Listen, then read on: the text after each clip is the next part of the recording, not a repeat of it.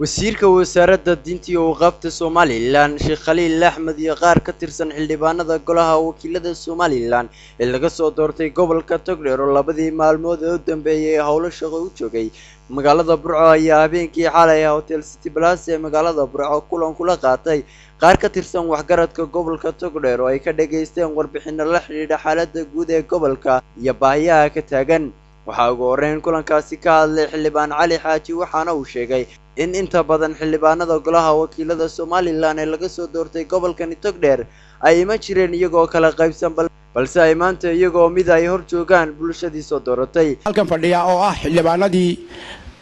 laga soo doortay gobolka Togdheer waxaanu awalba waanu idin iman jiray laakiin waxaanu idin iman jiray annaga oo mid ah caawa waxaanu idin ku libaa annaga oo midaysan marka waxaanu jecelahay waxa la yiri fulaxantii ma mooga baa la yiri waanu ognahay inaad raadaan xildhibaanadii naguma soo noqonin haddaba waana ka idin la joogna waana idin la joogi doonaa haddii alla ilaaho haddii ilaahay xukmo waxaanu jecelahay inaanu wax ka yara bedelo systemkii hore ee ahaa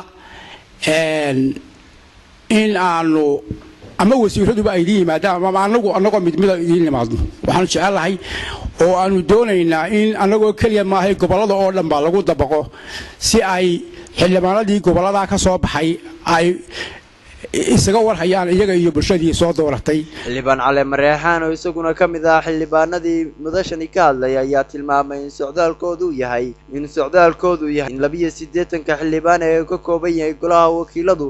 ay u kala baxaan degmooyinkii laga soo doortay si ay ugu kurgalaan xaaladaha nololeed ay ku sugan yihiin dadka deegaamadaasi ku nool. horta socdaalka iyaga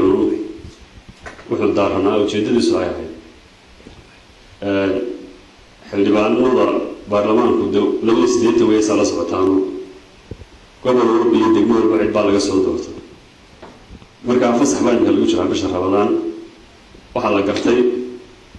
in deegaamadii xaaladooda waatan ay abaara jiraan waatan dhibaatooyin kale iska jiraan hawluhu way badan yihiin xilli kala guur iyo dowlad cusub ee hadda iyo hay'ado badan iyo dhaqaaqyo badan oo ka socda dowladda jira dalka ka socda baa jira marka war iyo dawladii kale la wada qaban karaba in la isku noqdo oo la soo waraysto oo marka dhinacyadii bulshada أنا xildhibaanadii gobolka laga soo doortay aan la kulano. wasiirka wasaaradda diinta iyo waqaafta Somaliland Sheekh Khaliil Axmed oo kulankaasi ka hadlay ayaa wax lagu farxo ku tilmaamay in xildhibaanadii laga soo doortay gobolka Togdheer ay dib ugu soo laabteen dadkoodii si ay xog waraysi uga yeeshaan xaaladda nololeed ee ka jirta guud ahaan gobolka Togdheer. kamida laakiin sabab uu liitay gobol aad u liitay waxa ku jira dhaqaalihi aan soo bixin jirnay gobolka ugu farabadnaana halkan Togdheer ayuu mid si gaar ah ugu yimaadaan oo runtii dadka aaminay guddiga soo dirisay toos ugu yimaad jirtay tii aanu soo direynayba si fiican u maamulaan way ku mahadsanyihiin runtii arrinta kale labaad way jirtaa waa run dadku haddaanu iswaraysanin oo aanu soo imanin oo aanu halka wax ka qalcodaan la istilmaamin waxa ma qabsan karaan. geesta kale waxaa iyaguna halkaasi warbixino ka soo jeediyay qaar ka tirsan waxgaradka gobolka Togdheer kuwaasoo si guud uga warbixiyay xaaladda gobolka iyo daruufaha xilligan ku gadaaman. عاداتي ممكن ما قالوا لك توصي وأنا حنوصل سيدكم بذوق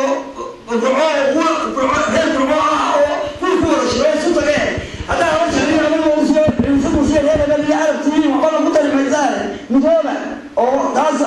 إلى أن كل شيء مدومة لا يسقط دواء وحنور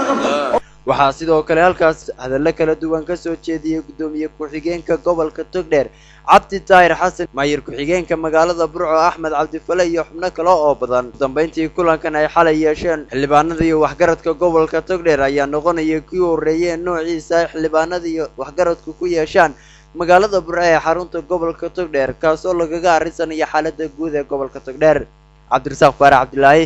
Cabdirasaaq Nakaruuma shabakada caalamiga ah Burco online xarunta gobolka Togdheer Burco.